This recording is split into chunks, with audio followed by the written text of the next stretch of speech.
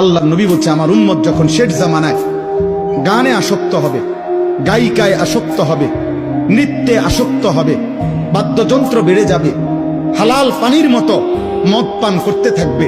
আল্লাহ রাসূল সাল্লাল্লাহু আলাইহি ওয়াসাল্লাম বলেছেন ইজা যাহারাতিল কাইনাত ওয়াল মাআজিফ ওয়াস্তাহাল্লাতিল খামরা।